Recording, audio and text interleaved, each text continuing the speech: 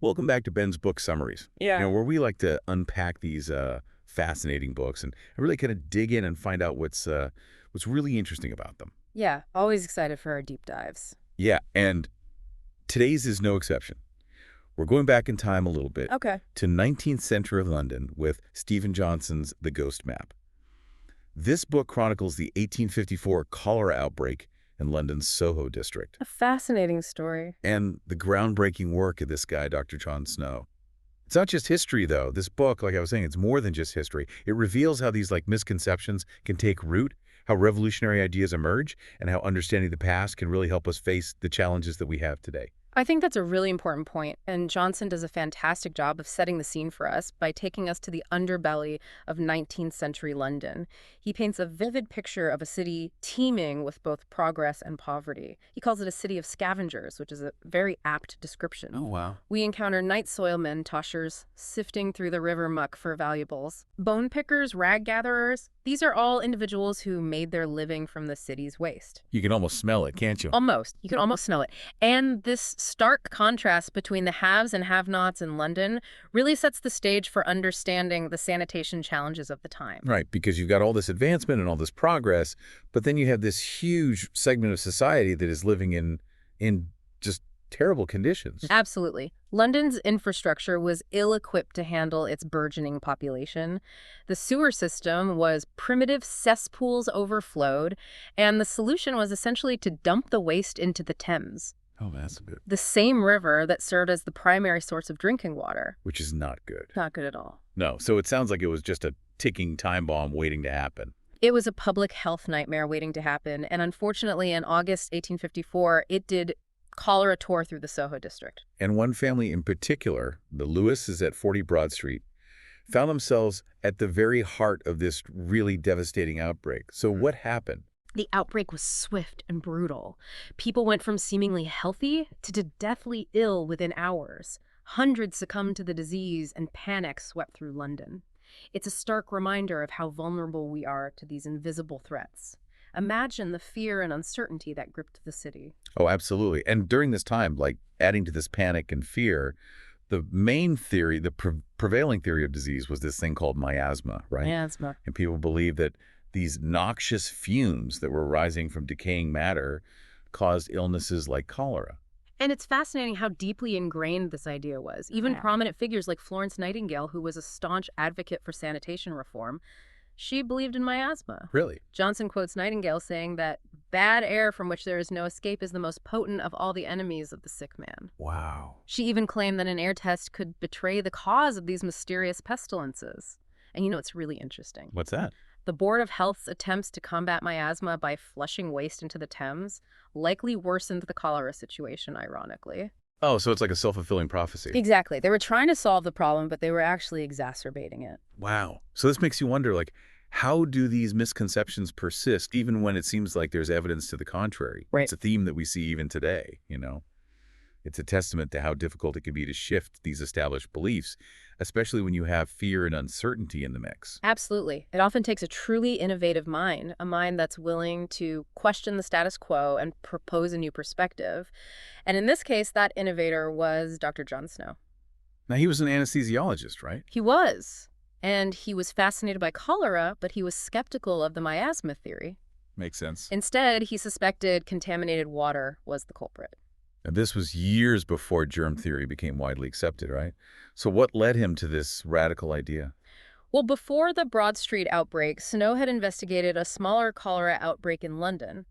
He noticed a pattern that those who drank from a particular well were significantly more likely to fall ill. And in his writings, he proposed this, quote, "The water conveyed to a distant locality where cholera had been hitherto unknown produced the disease in all who used it, while those who did not use it escaped." So he was already kind of onto something. He was already seeing these connections. Yeah. And his background in anesthesia actually played a pivotal role here. Okay, how so? He understood gas diffusion, and he applied that knowledge to theorize how contaminants might spread through water. Interesting. So he's kind of taking what he knows from one field and applying it to another. Exactly. He was constantly drawing connections across seemingly disparate fields. So then the 1854 outbreak hits, and now Snow is ready to put his theory to the test. Right. And he begins meticulously collecting data. He's interviewing residents and mapping deaths in Soho. And his investigation leads him straight to the Broad Street pump. Uh-oh. He discovers a cluster of deaths concentrated around this single water source, and he becomes determined to prove this connection. He even goes as far as to analyze the water under a microscope.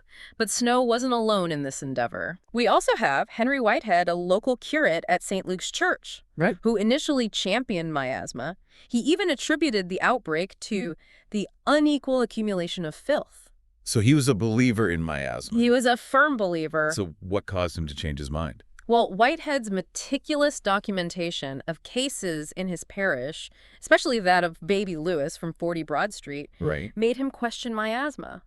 The baby had fallen ill 3 days before the main outbreak exploded, a timeline that simply didn't align with the miasma theory. So if the baby's illness predates this main outbreak, how does that connect to the Broad Street pump? Well, Whitehead, through his very thorough investigation, revealed a chilling detail. The family had been discarding the baby's soiled diapers into a cesspit just a few feet from the Broad Street. Oh, no. The leaking cesspool was contaminating the drinking water. Oh. So this horrifying discovery forced Whitehead to rethink everything he thought he knew about cholera transmission. Wow. It was a classic example of what we now call source tracking. So now you have Snow and Whitehead both kind of on the same page. Yeah. Right. They've got this shared goal, and they know they have to convince the authorities to do something. They need to take action. To take action. And stopping people from drinking the contaminated water becomes paramount. So what do?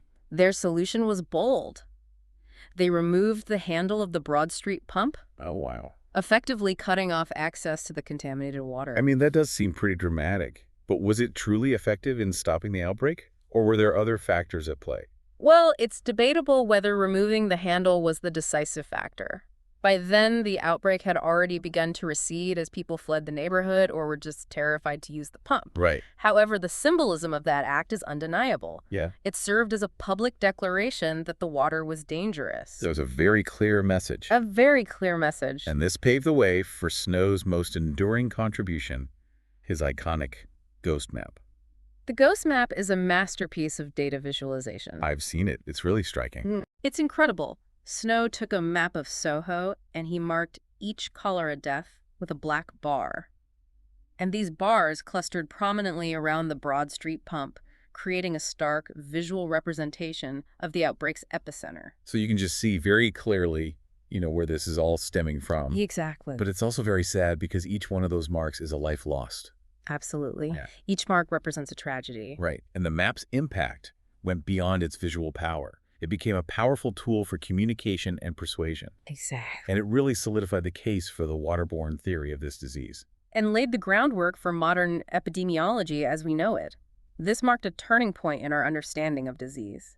Think about how data visualization is used today. We have infographics explaining complex issues or maps tracking disease outbreaks in real time. Right. It all stems from this groundbreaking approach that Snow pioneered. And all of this work eventually spurred some significant public health reforms. Oh, absolutely. Including the construction of London's modern sewer system and just the recognition of how important clean water is. Which is something we take for granted today. Yeah, and it all started with a question that Snow posed back in 1849. Oh, really? He said, the experimentum crucis would be that the water conveyed to a distant locality where cholera had been hitherto unknown produced the disease in all who used it, while those who did not use it escaped. Wow. So his curiosity set in motion a chain of events that revolutionized public health. A single question. A simple question can be so transformative. Absolutely. And this kind of brings us to an interesting point, like, what can we in the 21st century learn from this story? That's a great question. How does it resonate with the challenges that we face today? I'm glad you asked that. Okay. Because, for one, it emphasizes the profound impact of seemingly simple actions. Washing our hands, ensuring access to clean water. These things can make a monumental difference in public health. Yeah. And it also underscores the importance of data-driven decision-making. Snow didn't rely on intuition or popular opinion. He gathered evidence, he analyzed patterns, and he used data to support his claims. In today's world where information is abundant, it's more crucial than ever to be discerning, to critically evaluate evidence, and to base our decisions on facts rather than fear. And what I find really interesting, too, is that the ghost map also highlights the importance of interdisciplinary thinking. Absolutely. So Snow's background in anesthesia informed his understanding of cholera transmission. His ability to see these connections between these seemingly completely separate fields gave him this unique perspective that led to groundbreaking discoveries. And that's so important today where challenges often transcend traditional boundaries. Mm. We need more individuals who can think across disciplines, connect the dots, and grasp the bigger picture. Yep. This deep dive has been a fantastic reminder of how interconnected everything truly is. From the microscopic world of bacteria to the sprawling urban landscape of London, it all weaves together to create this captivating and ultimately hopeful story about human ingenuity's power to overcome even the most daunting challenges. Now, before we move on, I just wanted to remind our listeners that you can find the Ghost Map and many other fascinating books on Ben's Book Summaries website. And now let's delve a bit deeper into the lasting impact of this cholera outbreak and explore the implications for public health today. Okay, let's do it. It's remarkable how much we take for granted these days, in the realm of public health. Oh, yeah. We just turn on the tap and we expect clean water. We flush the toilet without a second thought. Right. These seemingly mundane actions are actually the result of these hard-fought battles against disease and ignorance, battles that have really shaped our world. It's true. It's easy to forget how recent some of these victories are. Yeah. In the grand scheme of things, it wasn't that long ago that cholera was a major killer in cities around the world. Right, and Johnson points out that the fight against these diseases isn't over. Oh, definitely not. Cholera still plagues many parts of the developing world where access to clean water and sanitation remains a significant challenge. A huge challenge. Yeah, and I think that's what makes the Ghost Map so compelling. Right. It connects the past to the present. It draws these parallels between the challenges of 19th century London and the challenges that we face globally today. Yeah. Johnson talks about the rise of megacities in the developing world, where you have millions of people living in these densely packed slums with inadequate infrastructure. Right. And it's a situation that's just ripe for potential disease outbreaks. It's a ticking time bomb in some respects. It's like history repeating itself in a way. In a way, yeah. And it serves as this stark reminder that the lessons we learned from that Broad Street outbreak are still relevant today. Investing in public health infrastructure, promoting sanitation, ensuring access to clean water. These are crucial not just in our own cities, but across the globe. It's a global issue, and it's not just about addressing those existing challenges. Right. We also need to be vigilant about emerging threats. Johnson discusses the potential for pandemics like avian flu to spread rapidly in our increasingly interconnected world. Right. We're so much more global now than we were, Yeah. Even 50 years ago. Absolutely.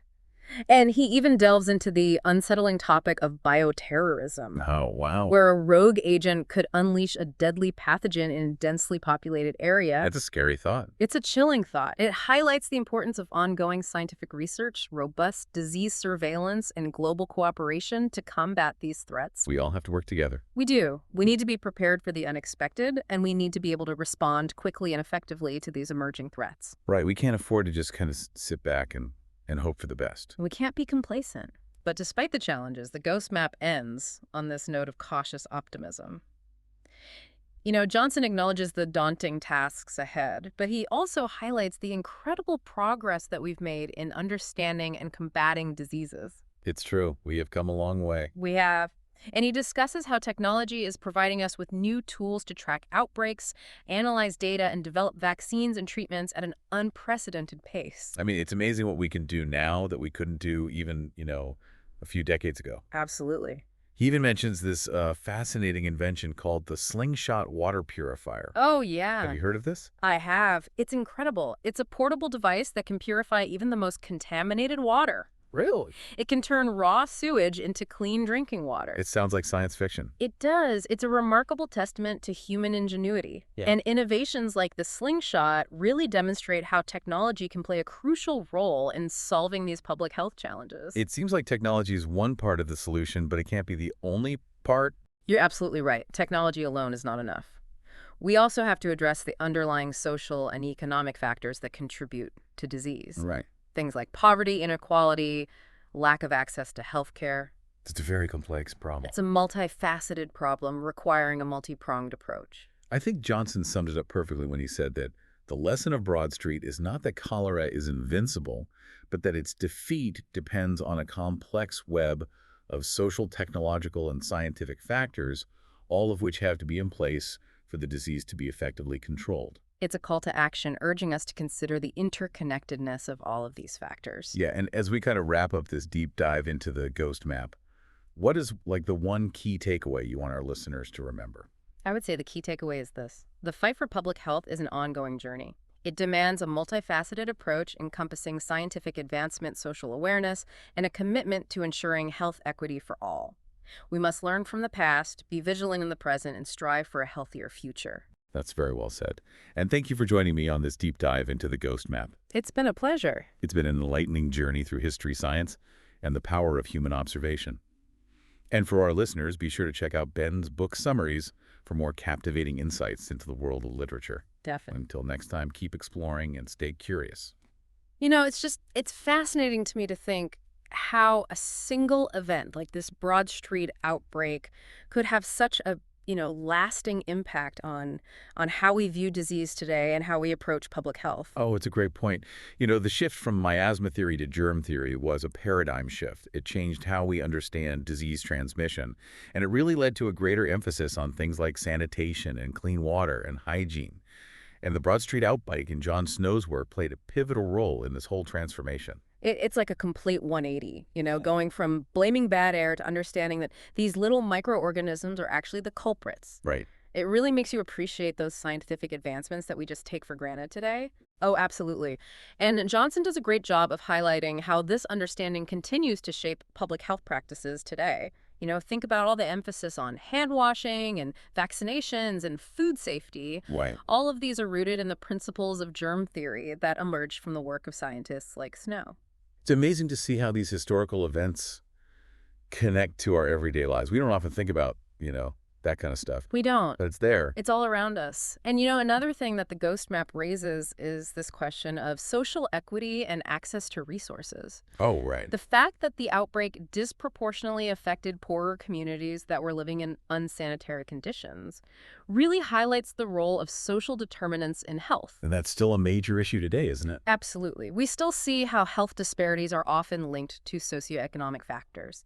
Access to clean water, sanitation, healthcare can vary greatly dependent on where you live and your economic status. So it's not just about science, it's about society as well. It's about both. And while we've come a long way since 1854, there are still lessons to be learned from the Broad Street outbreak. It's a reminder that public health is not just about scientific advancements, but it's also about addressing social inequalities and ensuring that everyone has access to the resources they need to live healthy lives. So it sounds like the ghost map offers this really valuable perspective on how we approach public health challenges, both past and present. It does. And by understanding this historical context and the interplay of social and scientific factors, we can be better equipped to address the challenges of today and tomorrow. Exactly. And I think that's what makes the Ghost Map such a compelling read. It's this captivating blend of history, science, and social commentary. And it's a story that resonates deeply with our understanding of public health. It reminds us of the importance of scientific inquiry, social responsibility, and just the interconnectedness of our world. It sounds like a must-read for anyone who's interested in public health history or just a great story about human ingenuity and resilience. I would agree. So as we conclude this deep dive into the ghost map, what's the one key takeaway you want our listeners to remember? I would say the key takeaway is this. The fight for public health is an ongoing journey. It demands a multifaceted approach that encompasses scientific advancement, social awareness, and a commitment to ensuring health equity for all. We must learn from the past, be vigilant in the present, and strive for a healthier future for everyone. Well said. Couldn't have said it better myself. And thank you for joining me on this deep dive into the ghost map. Oh, thank you for having me. It's been a pleasure. It has been an enlightening journey through history, science, and the power of human observation. And for our listeners, be sure to check out Ben's book summaries for more captivating insights into the world of literature. Until next time, keep exploring and stay curious.